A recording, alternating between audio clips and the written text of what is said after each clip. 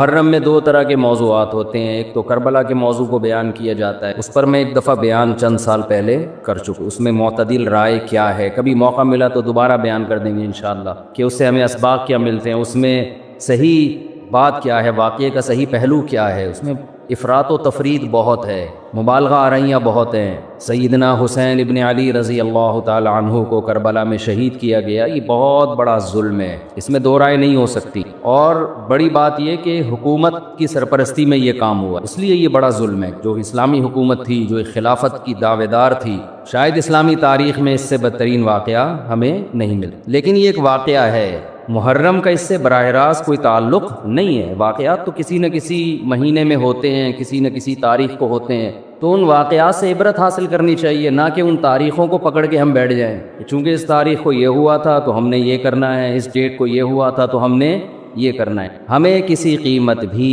اسلام کا دامن ہاتھ سے نہیں چھوڑنا۔ حضرت حسین رضی اللہ تعالی عنہ جو کربلا میں نکلے تو محرم ہونے کی وجہ سے تھوڑی نکلے تھے، تو سیاسی حالات کو درست کرنے کی نیت سے نکلے۔ وہ محرم ہوتا تو بھی جاتے، سفر ہوتا تو بھی جاتے، ربیع الاول ہوتا تو بھی جاتے، رمضان ہوتا تو بھی جاتے۔ اس کا محرم سے کیا تعلق ہے؟ جس چیز کو آپ نے حق پہ سمجھا اس کے لیے آپ نے خروج کیا، اس کے لیے اپنی گردن کٹاتی، غیرت کی شہادت کو ذلت کی زندگی پر ترجیح دی، پورا خاندان کٹوا دیا مگر غیرت پر سودا نہیں کیا۔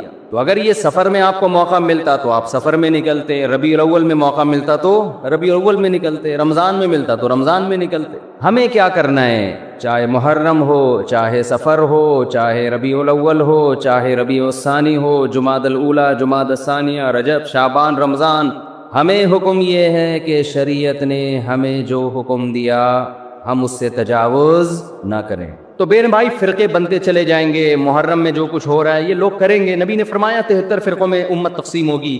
میں نے اور آپ نے وہ کام کرنا ہے جو قرآن میں ہے، حدیث میں ہے، اور اس پر کس کا عمل ہے؟ صحابہ کا۔ اور یہ جو چاروں ائمہ ہیں نا، انہوں نے انہی کو فالو کیا ہے، صحابہ کو۔ اس لیے امت کہتی ہے چاروں ائمہ کا جس مسئلے پر اتفاق ہو اس سے شذوذ اور خروج اختیار کرنا جائز نہیں ہے، کیونکہ یہ اس کی ظاہری ایک علامت ہے کہ حق اس میں منحصر ہے۔ اتنے بڑے بڑے ائمہ کیسے غلطی ایک سے ہوتی ہے، دو سے ہوتی ہے، چاروں متفق کیسے ہو گئے؟ اور اگر آپ نہیں مانتے، اتنی بات تو مانتے ہو نا، نبی اور صحابہ یہ تو منصوص ہے نا، تو مجھے بتاؤ محرم صحابہ کی زندگی میں آیا تھا کہ نہیں آیا تھا؟ اہل بیت کی زندگی میں آیا تھا نہیں آیا تھا؟ کوئی ایک صحیح روایت ہمیں ملتی ہے کہ اہل بیت نے وہ کچھ کیا جو آج ہم کر رہے ہیں؟ کیا حضرت حسین ابن علی رضی اللہ عنہ سید الشہداء، کیا انہوں نے ماتم کی ترغیب دی ہے یا ان کے اولادوں نے ماتم کی ترغیب دی ہو؟ غم منانا، غموں میں رونا پیٹنا، ماتم کرنا، اسلام صبر کی تلقین دیتا ہے۔ اہل بیت کا حکم بھی کیا تھا؟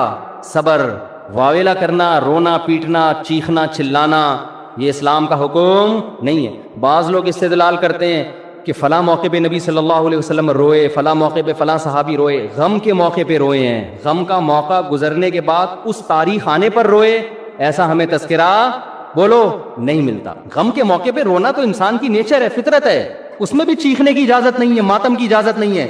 عین جب صدمہ پہنچے اس وقت آپ کو ماتم کی اجازت نہیں، نبی نے لعنت فرمائی ہے، تو صدمہ گزرنے کے 1 سال بعد اس تاریخ کو آنے پر کہاں سے اجازت ہو گئی؟ میں تشدد کا قائل نہیں ہوں، میرا مقصد یہ نہیں ہے کہ آپ جو لوگ یہ کر رہے ہیں ان کو جا کے چھیڑیں، تنگ کریں۔ ہمارا ملک فرقواریت اور لسانی اور فرقہ وارانہ جھگڑوں کا متحمل نہیں ہے، مار دھاڑ اور نفرت والی تقریریں کرنا نہیں ہے۔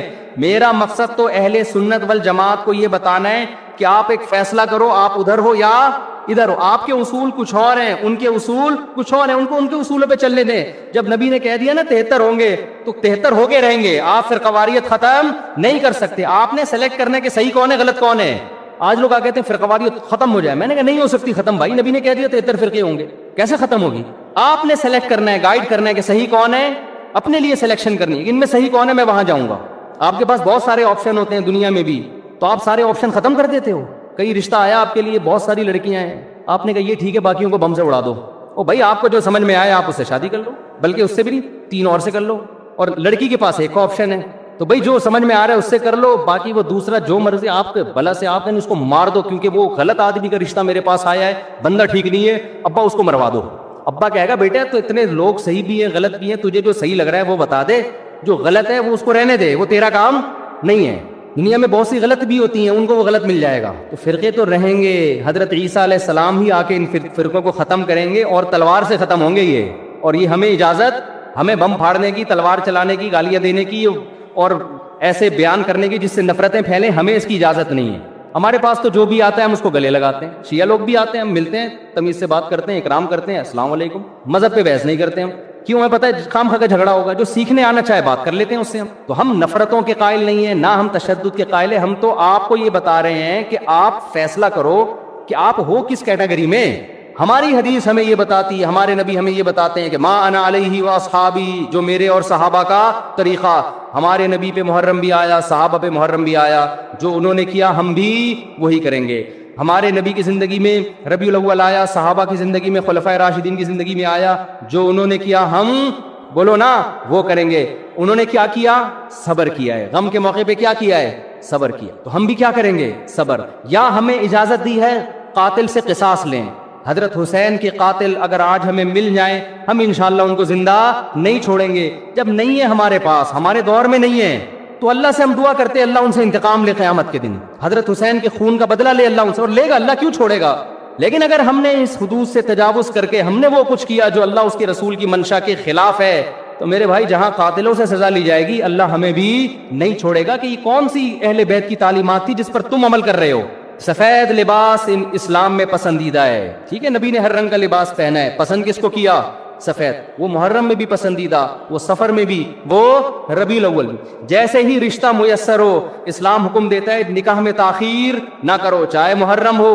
محرم ہے تو سفر تک ڈیلے نہ کریں، سفر میں رشتہ ملا تو ربیع الاول تک ڈیلے نہ کریں.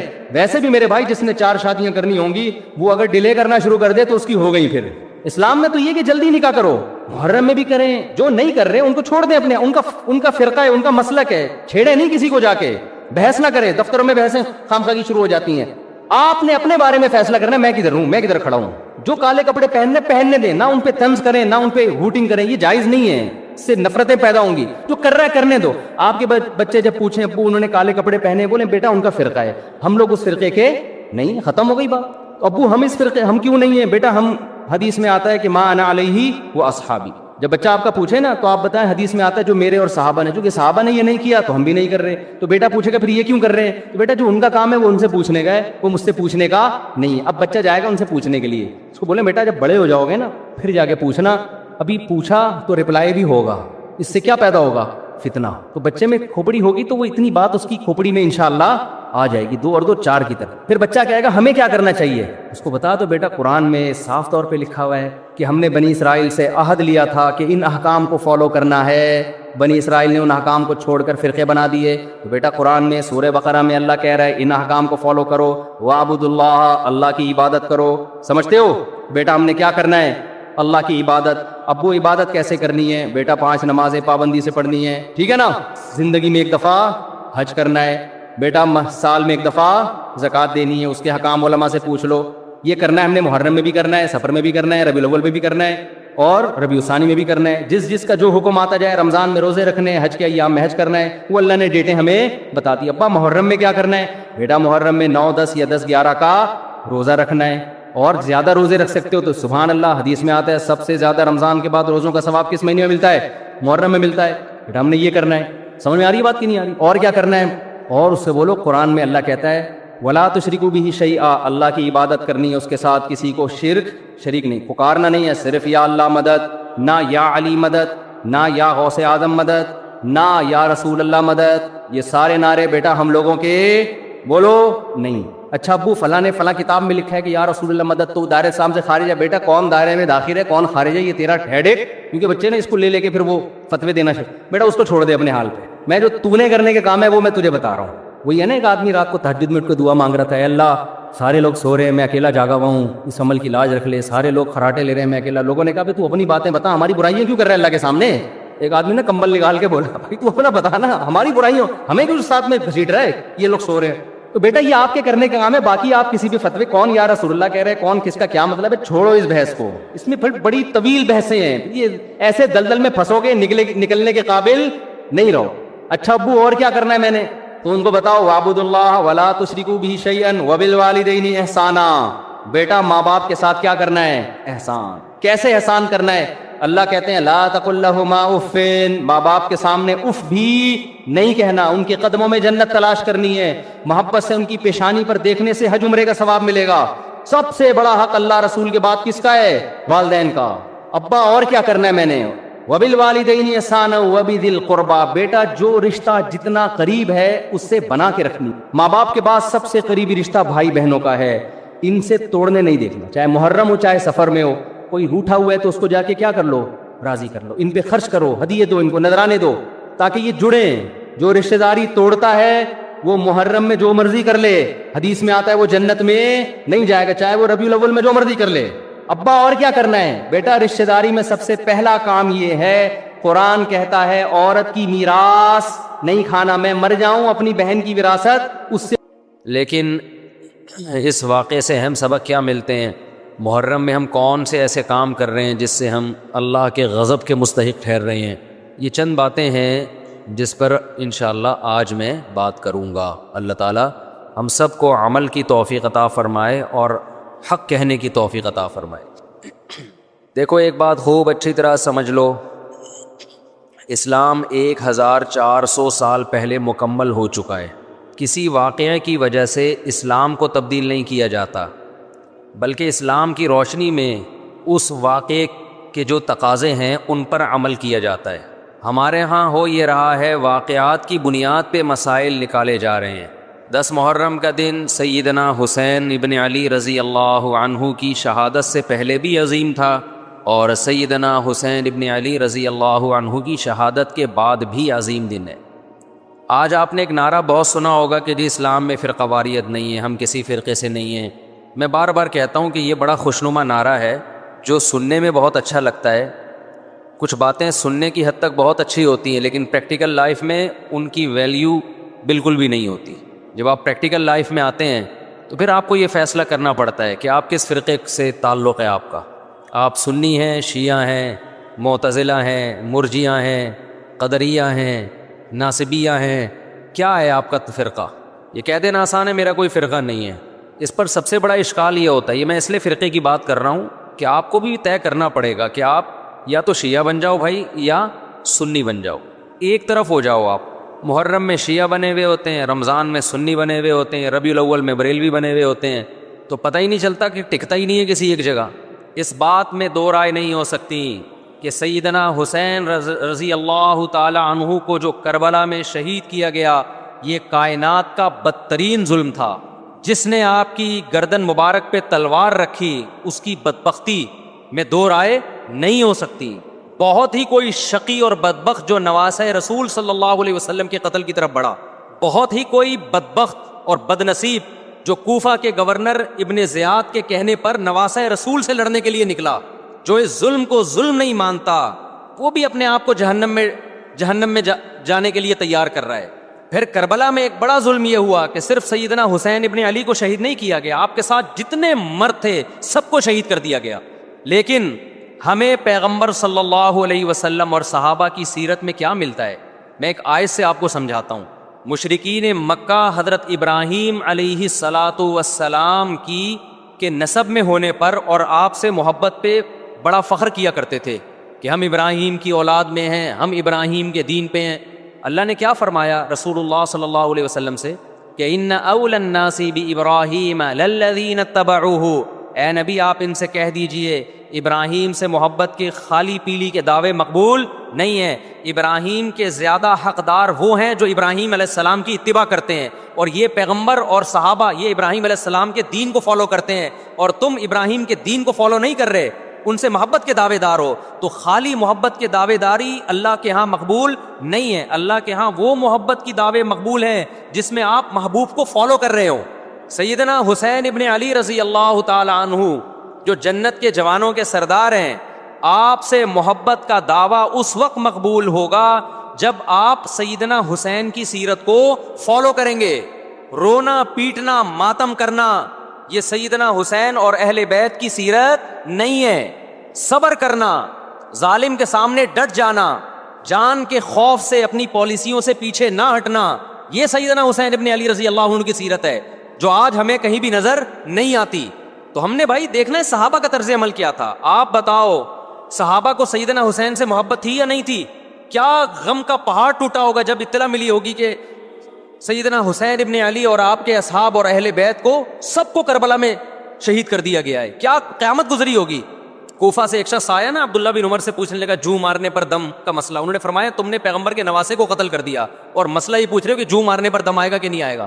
ایک طرف تم نے پیغمبر کے نواسے کو قتل کر دیا کربلا میں, اور اب ہم سے آ کے مسئلہ پوچھتے ہو جو مارنا جائز ہے یا نہیں ہے. صحابہ کے ہاں یہ غم کم غم نہیں تھا. دیکھو حضرت معاویہ رضی اللہ تعالی عنہ کے ہاتھ پہ بھی حضرت حسین نے بیعت نہیں کی, لیکن بغاوت بھی نہیں کی. کیوں؟ بغاوت سے فتنے کا اندیشہ تھا.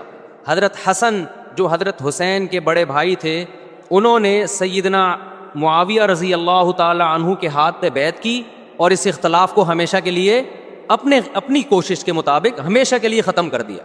ختم ہوا نہیں ہوا ایک الگ بحث ہے, لیکن حضرت حسن کا مقصد کیا تھا کہ مسلمانوں کی دو جماعتوں کو میں آپس میں لڑتا ہوا نہیں دیکھ سکتا. لوگوں نے کہا آپ خلافت کے حقدار ہیں, آپ نے فرمایا میں دستبردار ہوتا ہوں سیدنا معاویہ کے حق میں. حضرت حسن بیعت ہو گئے حضرت معاویہ سے اور یہ اختلاف کو کیا کر دیا؟ ختم. حضرت حسین بیعت نہیں ہوئے, لیکن حضرت حسین نے بغاوت بھی نہیں کی. ہر ایک کی اپنی رائے تھی. حضرت حسن کی اپنی رائے تھی, ان کا خیال تھا کہ بیعت ہونا مسلمانوں کے لیے زیادہ مفید ہے, ایک پاورفل حکومت ہوگی, ایک طاقتور ریاست ہوگی, ورنہ لڑتے رہیں گے آپس میں. حضرت حسین کا موقف یہ تھا کہ میں بغاوت تو نہیں کروں گا لیکن بیعت بھی نہیں ہوں گا, کیونکہ اگر بیعت ہو گیا تو اس سے جو خلفائے راشدین کے دور میں جو خلیفہ کی سلیکشن کا طریقہ تھا وہ طریقہ ختم ہو جائے گا. تو میں اگر اس طریقے کو نہیں لا سکتا تو اس کے خلاف کو پروموٹ بھی نہ کروں میں. یہ بھی ایک رائے تھی. میں سمجھا پا رہا ہوں اپنی بات؟ بھائی رائے کا اختلاف ہوتا ہے نا. نبی صلی اللہ علیہ وسلم نے فرمایا اذا اجتہد المجتہد فإن اصاب فلہ اجران وإن اخطأ فلہ اجر واحد.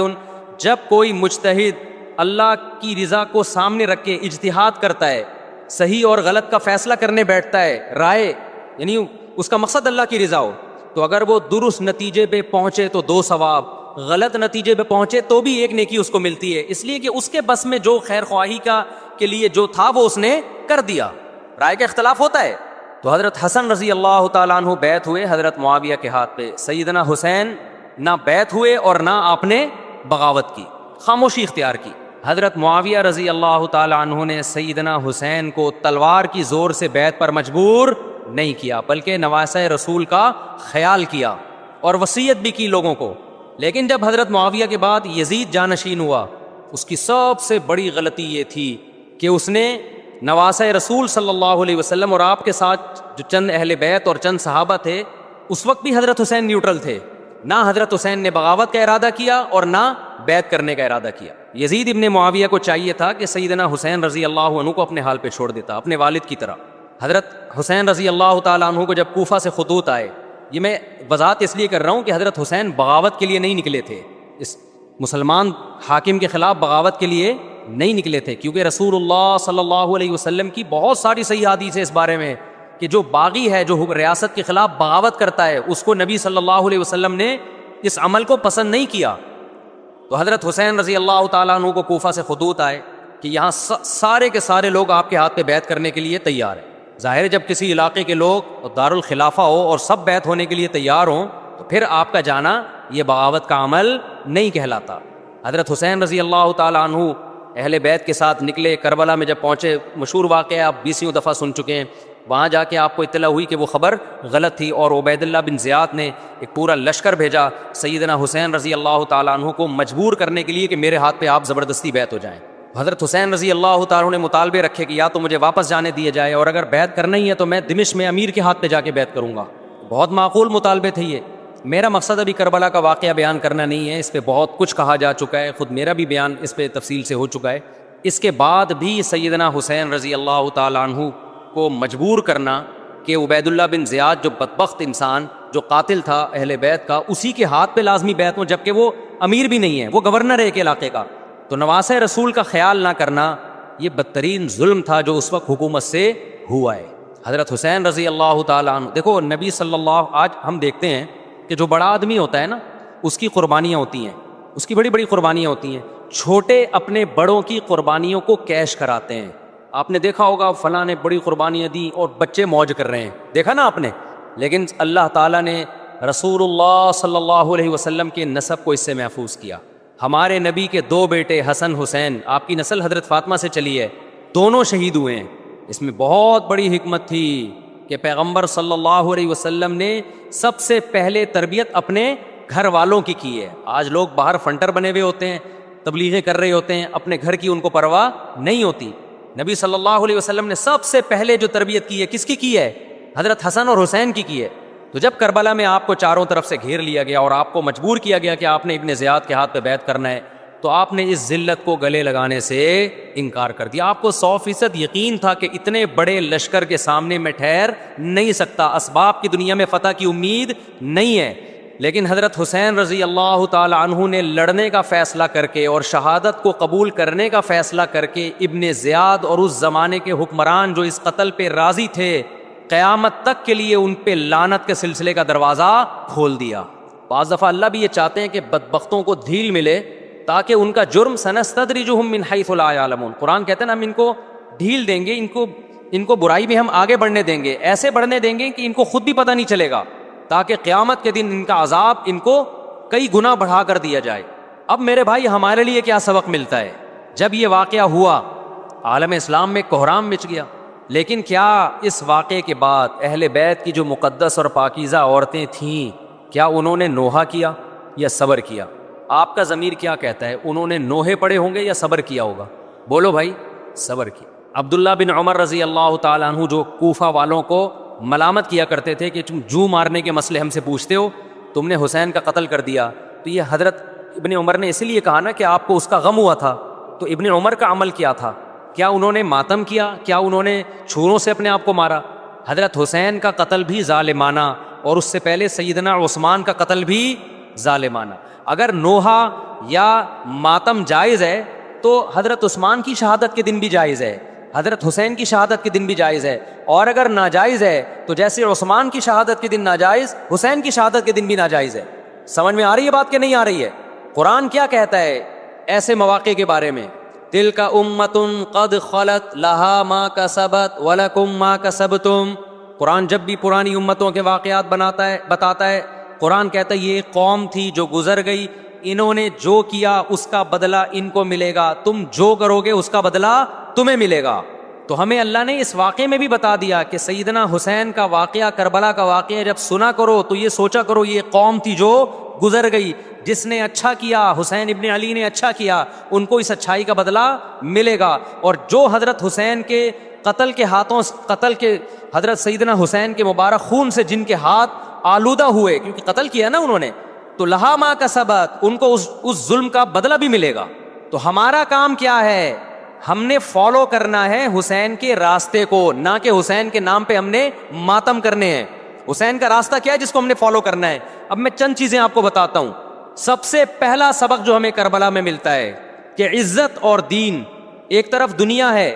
دیکھو اگر حضرت حسین رضی اللہ تعالیٰ عنہ ابن زیاد کے ہاتھ میں جا کے بیعت ہو جاتے، آپ کیا سمجھتے ہو بے تحاشا مال و دولت حضرت حسین پہ خرچ نہیں کرتا کیا وہ؟ جب ایک بڑا آدمی کسی کے ہاتھ پہ بیعت ہوتا ہے تو اس کو بھی تو فائدہ ہوتا ہے نا اس سے۔ اور کیا حضرت حسین کو یقین نہیں تھا کہ کربلا میں شہید ہو جاؤں گا؟ فتح اور نصرت کی اسباب کی دنیا میں کوئی امید نہیں تھی، مگر آپ نے اہل بیت کو کربلا میں رسوا کرنے پر عزت کی موت کو ترجیح دی ہے۔ آج اگر آپ میں یہ ظرف ہے کہ آپ عزت کی موت کو ذلت کی زندگی پر ترجیح دیتے ہو تو پھر آپ حسینی ہو۔ نہیں یہی بات میرا خیال ہے سمجھ۔ سیدنا حسین کی سخاوت کے واقعات ہیں۔ سیدنا حسین باغی نہیں تھے رضی اللہ عنہ۔ پھر جو اہل بیت کا طرز عمل کیا تھا، محرم میں کیا کیا ہو رہا ہے میں آپ کو بتاتا ہوں۔ ان میں سے کوئی بھی عمل نہ ہمیں قرآن سے ملتا ہے نہ صحابہ سے ملتا ہے ہمیں۔ تو ما انا علیہ و اصحابی جو جنتی فرقہ ہوگا اس کی جو علامتیں ہیں، تو جب آپ ان علامتوں کے خلاف چلو گے، صحابہ و تابعین کو فالو نہیں کرو گے، تو آپ پھر اپنے آپ کو سنی کہنا چھوڑ دو۔ آپ بتاؤ مجھے اسلام میں کوئی مہینہ منحوس ہے؟ بولو نا، کوئی مہینہ منحوس ہے؟ تو آپ محرم کو منحوس کیوں کہتے ہو؟ لوگ مجھے کہتے ہیں مفتی صاحب فرقہ واریت پھیلا رہے ہیں۔ دیکھو فرقہ واریت جب پھیلا رہا ہوں جب میں کسی فرقے کے خلاف آپ کو کر رہا ہوں۔ میرے بیان شیعہ لوگ بھی سنتے ہیں، ملتے بھی ہیں، بہت دفعہ ایئرپورٹ پہ ملاقات ہوئی، بڑی عزت سے ملے، میں شیعہ ہوں لیکن آپ سے محبت کرتا ہوں۔ یہاں مسجد میں بھی آتے ہیں، میں نے کبھی کسی پہ طنز نہیں کیا۔ اس لیے میں بار بار کہتا ہوں جو شیعہ کا مذہب ہے اس کو کرنے دو، وہ سبیلے لگاتے ہیں، آپ ان کو مت چھیڑو، جا کے تنگ نہ کرو ان کو۔ وہ ماتم کرتے ہیں آپ ان کو مت چھیڑو، وہ نوحے کرتے ہیں وہ نوحے پڑھتے ہیں آپ ان کو مت چھیڑو، لیکن آپ اپنی پوزیشن واضح کرو کہ آپ شیعہ ہو یا آپ سنی ہو، آپ تو ایک طرف ہو جاؤ نا۔ محرم میں اگر آپ مرثیے لگا کے گھوم رہے ہو گاڑیوں میں، اٹ مینز آپ سنی نہیں ہو۔ آپ نبی صلی اللہ علیہ وسلم کی حدیث ہے ہمارے پاس، ہم اہل سنت والجماعت ہیں، ہم سنت کو فالو کرتے ہیں، تو سنت کیا کہتی ہے؟ میتوں پہ گریبان چاک کرنا، میتوں پہ چیخ و پکار کر کے رونا۔ آپ نے فرمایا لیس منا، وہ ہم میں سے نہیں ہے، اور اس عمل پہ آپ صلی اللہ علیہ وسلم نے لعنت فرمائی ہے۔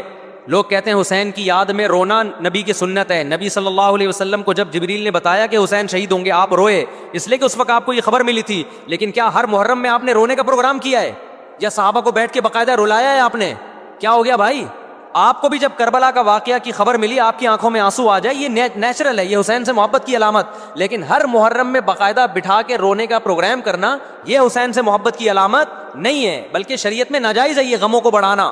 یہ کہاں سے جائز ہو گیا؟ حضرت عثمان بھی تو شہید ہوئے تھے، نبی صلی اللہ علیہ وسلم کے داماد تھے، ان کی یاد میں آپ رونے کو سنت کیوں نہیں کہتے؟ ہماری نظر میں حسین کا قتل بھی بہت بڑا ظلم اور سیدنا عثمان کا قتل بھی بہت بڑا ظلم تھا، دونوں مظلوم تھے، دونوں مظلوم شہید تھے، ہمیں دونوں کی شہادت پہ غم ہے، لیکن اب اس غم کو مناتے نہیں ہیں۔ اسلام میں غم منانا سنت نہیں ہے۔ دیکھو جعفر طیار رضی اللہ عنہ، نبی کے چچا زاد بھائی، اہل بیت، جب آپ صلی اللہ علیہ وسلم نے ان کو لڑائی کے لیے میدان جنگ میں بھیجا، رومیوں سے لڑائی تھی، حضرت جعفر طیار کی 4 بیویاں تھیں، جب نبی صلی اللہ علیہ وسلم مسجد نبی میں بیٹھے، آپ کو فرشتوں نے اطلاع دی کہ جعفر طیار شہید ہو گئے، آپ صلی اللہ علیہ وسلم کی آنکھوں سے آنسو، یہ آنسو اس وقت نکلے جب عین شہادت کی اطلاع ملی ہے، اس وقت آنسوؤں کا نکلنا محبت کی علامت ہے۔ آپ نے صحابی رسول کو بھیجا کہ جاؤ آپ کی زوجات کو، بیویوں کو جا کے خبر دو کہ جعفر طیار شہید ہو گئے۔ کیا قربانی تھی صحابہ کی، آپ ایسے جوان تھے جعفر طیار، خوبصورت جوان۔ غزوہ بدر میں جب مشرکین مکہ نے یہ نعرہ لگایا کہ حل میں مبارز، 3 سردار آئے، انہوں نے کہا پہلے تمہارے اندر سے 3 بہادر آئیں ہم سے لڑیں۔ دیکھو عربوں میں یہ ہوتا تھا کہ جب جنگ کے لیے 2 فوجیں آمنے سامنے کھڑی ہوتی تھیں تو پہلے دونوں طرف کے بہادر ترین لوگوں کی لڑائیاں ہوتی تھیں کہ جب تک دونوں میں سے ایک قتل نہیں ہوگا لڑائی شروع نہیں ہوگی۔ تو آپ کو پتہ ہے کہ اس میں بہادر ترین لوگ نکلیں گے نا جو لڑنا جانتے ہوں۔ مشرکین مکہ کی طرف سے 3 یا 4 بڑے بڑے سردار آئے لڑائی سے پہلے، بدر میں لڑائی سے پہلے، انہوں نے نعرہ لگایا حل میں مبارز، کوئی ہے تم میں جو پہلے ہم سے لڑے؟ یعنی ادھر سے ہم 3 ہیں تو ادھر سے بھی کتنے چاہیے؟ 3 بندے۔ ادھر سے انصار صحابہ آئے، مشرکین مکہ نے کہا لیسو بی اکفائنا، یہ ہمارے جوڑ کے نہیں ہیں، قریشی ہاشمی چاہیے، ہمیں ہمارے نسب کے لوگ ہونے چاہیے۔ تو ادھر سے نبی صلی اللہ علیہ وسلم نے حضرت علی کو بھیجا اور حضرت جعفر طیار کو بھیجا۔ جن صحابہ کو بھیجا ان میں حضرت جعفر طیار بھی تھے۔ حضرت جعفر طیار رضی اللہ تعالیٰ عنہ اور سیدنا علی مقابلے میں غالب آ گئے۔ خوبصورت صحابی، نجاشی کے سامنے آپ نے تقریر کی ہے، ہجرت کی ہے نا جب حبشہ کی طرف، تو نجاشی نے پوچھا جعفر طیار سے کہ تمہارے پیغمبر جو کلام لے کر آئے ہیں وہ سناؤ۔ حضرت جعفر طیار رضی اللہ تعالیٰ عنہ نے سورہ مریم پڑھنا شروع کر دی، کاف ہا یا عین صاد، ذکر رحمت ربک عبدہ زکریا اذ نادى ربه نداء خفيا قال رب اني وهن العظم مني واشتعل الراس شيبا ولم اكن بدعائك رب شقيا واني خفت الموالي من ورائي وكانت امراتي عاقرا فهب لي من لدنك وليا۔ ایسی حضرت مریم اور عیسیٰ ابن مریم کی سیرت کو سورہ مریم میں بیان کیا حضرت جعفر طیار نے کہ نجاشی روتے روتے، اس کی داڑھی تر اور جتنے پادری بیٹھے تھے سب کی داڑیاں تر ہو گئی روتے روتے۔ تو یہ تقریر جو نجاشی کے اسلام کا سبب بنے، بادشاہ کو مسلمان کرنے والے کون تھے؟ حضرت جعفر طیار۔ اور آپ کے چھوٹے چھوٹے بچے، 4 جوان بیویاں ہوں، چھوٹے چھوٹے بچے ہوں، اور ایسے میں میدان جنگ میں لڑتے ہوئے شہید ہو جائیں تو پیغمبر اور صحابہ پہ کیا قیامت ٹوٹی ہوگی؟ لیکن ہمارے نبی صلی اللہ علیہ وسلم کی آنکھوں سے کیا تھے؟ صرف آنسو موتی کی طرح ٹپک رہے تھے، اور آپ صحابہ کو اطلاع دے رہے تھے کہ جعفر طیار شہید ہو گئے اور جاؤ ان کے گھر والوں کو بتا کے آ جاؤ۔ کتنی بڑی قربانی ہے یا نہیں ہے؟ جب خبر دینے والا آپ کی ازواج کو بتا کے آیا کہ جعفر طیار شہید ہو گئے تو آپ کے گھروں سے خواتین کے رونے کی آوازیں آئیں۔ آپ صلی اللہ علیہ وسلم نے فرمایا ان سے بولو کہ اپنی آواز کو پست کرو۔ پھر چیخ و پکار کی آواز آئی تو آپ نے فرمایا کہ اگر دوبارہ چیخ و پکار کی آواز آئے تو ان کے منہ پہ خاک پھینک دو۔ وہ شہید کی بیوہ تھیں، اور شہید بھی کتنے مقدس، ان کو بھی نبی صلی اللہ علیہ وسلم نے نوحہ کرنے کی اجازت نہیں دی. اس دن جس دن غم پہنچا ہے اس دن بھی چیخو پکار کی اجازت نہیں دی ہے. تو آپ بتاؤ اگلے سال اس تاریخ کو چیخو پکار کی کیسے اجازت مل جاتی؟ نہیں آئی میرا خیال ہے بات سمجھ میں. جب غم پہنچا ہے اس وقت چیخنے چلانے کی اجازت نہیں ہے.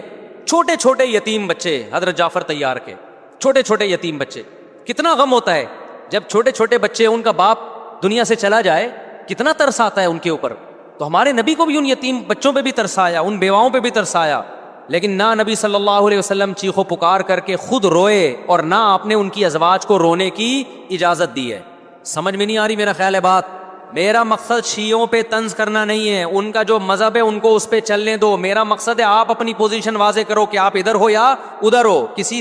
کسی کو تنگ مت کرو, نہ کسی پہ فتوے لگاؤ کفر اسلام کے, نہ کسی کو جہنمی قرار دو. اپنی پوزیشن آپ فیصلہ کرو کہ آپ اگر ادھر جانا تو پورے ادھر چلے جاؤ. پھر یہ آدھا تیتر آدھا بٹیر والا معاملہ مت کرو.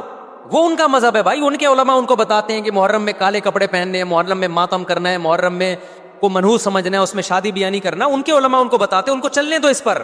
دنیا میں بہت سے فرقے ہیں, بہت سے مذہب ہیں, ہم کسی کو نہ ختم کر سکتے ہیں نہ کسی کے خلاف نفرت پیدا کر سکتے ہیں. اس سے کوئی چیز حاصل نہیں ہوگی. کسی سے نفرت کرنے کی ضرورت نہیں, کسی پہ فتوے لگانے کی ضرورت نہیں, لیکن آپ کو اپنی پوزیشن واضح کرنی پڑے گی کہ میں کہاں کھڑا ہوا ہوں. اگر آپ سنی ہو تو پھر اہل سنت والجماعت صحابہ تابعین کو فالو کرتے ہیں, حدیث کو فالو کرتے ہیں, اور حدیث میں ہمیں ماتم کرنا, نوحہ کرنا, گریبان چاک کرنا اس کی پرمیشن نہیں ہے, بلکہ اس سے روکا گیا ہے. اس عمل کو حرام اور ناجائز قرار دیا گیا ہے. بات آ رہی ہے سمجھ میں؟ باقی جو شیعہ حضرات کرتے ہیں, ہمارے دوست ہیں شیعہ, میں مذاق میں نہیں کہہ رہا, ملتے ہیں ہم سے, میں کبھی ان سے مذہب کے ٹاپک پہ بات نہیں کرتا, نہ ان کو کبھی چھیڑتا ہوں کہ آپ یہ کیوں کر رہے ہو, یہ کیوں نہیں کر رہے. بھائی اس کا مذہب ہے, وہ اس کا فرقہ ہے, جو کرنے دو اس کو. ہم نہیں کرتے کیونکہ ہم اہل سنت والجماعت میں. سمجھ میں آ رہی ہے بات کہ نہیں آ رہی؟ پھر ربیع الاول کا مہینہ آئے گا, اس میں بھی آپ اپنی پوزیشن واضح کرو کہ آپ ادھر ہو یا ادھر ہو. دو فرقے ہیں, دیوبندی بریلوی. میں نہیں کہہ رہا کہ کون جنتی کون جہنمی, لیکن بر صغیر میں جن کو دیوبندی کہا جاتا ہے وہ نظر و نیاز تیجے 40 کے قائل بولو نہیں ہے. ان کی کتابوں میں لکھا ہوا ہے, وہ اس کے قائل نہیں. اگر کوئی بزرگ ان میں قائل گزرا بھی ہے تو وہ اس کا ذاتی تفرد ہے, اس کو علماء نے فالو نہیں کیا, اس کو ان کی اجتہادی غلطی قرار دیا. ربیع الاول میں جلوس نکالنا یا مزار بنانا یا مزاروں پہ جانا اس نیت سے کہ وہاں جا کے ہم کوئی قوالی پڑھیں گے یا کچھ بھی, ہمارے ہاں قبرستان جانا صرف اس لیے ہے کہ آخرت کی یاد تازہ ہو, بس. اس کے علاوہ اور کوئی کانسیپٹ نہیں ہے. ہمارے ہاں قبر ایک بالش سے زیادہ اونچی بنانا جائز بولو نا نہیں ہے, قبر پکی کرنا جائز نہیں ہے, تیجے 40 کرنا جائز بولو نہیں. آج ایک صاحب آئے, کہنے لگے میری ساس کا 40واں ہے, فجر میں کہنے لگے مجھے, کہہ رہے میں نہیں گیا تو بڑا مسئلہ ہو جائے گا. میں نے کہا بھائی ایک فیصلہ کرو, گرین چینل یا وائٹ چینل, ایک طرف ہو جاؤ بھائی, کیونکہ وائٹ چینل میں یہ جائز نہیں ہے, نہ 40واں نہ تیجا ہے. اب لوگ مذاق اڑاتے ہیں, مر گیا مردود نہ فاتحہ نہ درود. بھائی کچھ بھی کہتے رہو تو پھر پورے ادھر کو ہو جاؤ, یا تو پورے وائٹ ہو جاؤ یا پورے کیا ہو جاؤ, پورے گرین ہو جاؤ. پھر تیجا بھی کرو, 40واں بھی کرو, برسی بھی کرو, اور پھر اس کے بعد جھنڈے بھی لگاؤ ہرے رنگ کے. میں نہیں کہہ رہا دیوبندی صحیح ہے یا بریلوی صحیح ہے, دیکھو میں یہ بحث نہیں کر رہا, میری بات کو غلط نہ لے کے جانا. میں کہہ رہا ہوں آپ اپنی پوزیشن واضح کرو, صحیح غلط تو اگلا مرحلہ ہے. آپ کیا ہو, آپ کو تو یہی نہیں پتا چل رہا. آپ ربیع الاول میں ہرے جھنڈے لے کے گھوم رہے ہو, رمضان میں آپ وائٹ چینل بنے ہوئے ہو, محرم میں آپ بلیک چینل بنے ہوئے ہو, تو پتہ ہی نہیں چل رہا تو ہے کیا بھائی. جب 73 فرقوں میں ایک جنتی ہے تو ایک کو فالو کرو نا جس کو جنتی سمجھتے ہو. اگر آپ سمجھتے ہو کہ بلیک چینل یا شیعہ فرقہ جنتی ہے تو پورے شیعہ ہو جاؤ بھائی. اگر آپ سمجھتے ہو بریلوی فرقہ جنتی ہے تو پورے بریلوی ہو جاؤ. تو جس کو سمجھتے ہو وہ بن جاؤ, لیکن پورے بنو, ادھورے مت بنو, آدھا آدھا نہ لو. بات سمجھ میں آ رہی ہے؟ میں پھر بتا رہا ہوں, نہ میں کسی کو جنتی کہہ رہا ہوں نہ جہنمی. میں یہ نہیں کہہ رہا دیوبندی جنت میں جائیں گے یا بریلوی جائیں گے یا شیعہ جائیں گے, یہ تو اللہ فیصلہ کرے گا. ہم تو وہ کریں گے جو ہماری کھوپڑی میں آ رہا ہے. ہماری کھوپڑی میں یہ آ رہا ہے کہ جس کو بھی کرو تو ایک کو کرو پورا, تاکہ ایک طرف ہو جاؤ. آدھے تیتر آدھے بٹیر مت بنو آپ, اور دوسرے کو چھیڑو بھی نہیں, چھیڑنے کی بھی ضرورت نہیں ہے. کوئی جو کر رہا ہے کہ بھائی اس کا مذہب ہے. دیکھو ہندو مندر میں جاتا ہے نا, ہماری رائے کے مطابق صحیح کر رہا ہے, غلط کر رہا ہے, لیکن ہم چھیڑتے ہیں کیا؟ اسلام نے اجازت دی اس کو چھیڑنے کی کہ ہندو جا رہا ہے اس کو پکڑ کے لا کیوں جا رہا ہے بھائی؟ اسلام بولے بھائی لکم دینکم ولی دین, تمہارے لیے تمہارا دین, ہمارے لیے ہمارا دین. لا اکراہ فی الدین, دین میں زبردستی نہیں ہے, جو کر رہا ہے اس کو کرنے دو. تبھی اسلامی تاریخ میں کوئی ایک مندر بھی ہمارے علم میں نہیں ہے کہ اس میں ہندوؤں پہ پابندی لگی ہو کہ مندر نہیں جا سکتے. جب تک اسلامی حکومتیں رہی ہیں, ہندوستان میں 1000 سال مسلمانوں نے حکومت کی ہے. اگر ہندوؤں کو مندر جانے سے روک دیتے تو آج یہ مندر ختم ہوتے. اسلامی حکومت جب ختم ہوئی ہے تو بھی مندر لاکھوں کی تعداد میں مندر تھے. اسلام مسجد جانے کا حکم دیتا ہے یا چرچ جانے کا؟ بولو. مسجد. چرچ جانے کو غلط سمجھتا ہے کیونکہ وہاں غیر اللہ کی عیسیٰ ابن مریم کی عبادت ہو رہی ہے. لیکن کیا اسلام آپ کو پرمیشن دیتا ہے کہ کوئی عیسائی چرچ جا رہا ہو تو آپ اس کو روکو کہ تو یوں یار ہے بے مسجد میں آ؟ اجازت دیتا ہے؟ یا اسلام یہ کہتا ہے کہ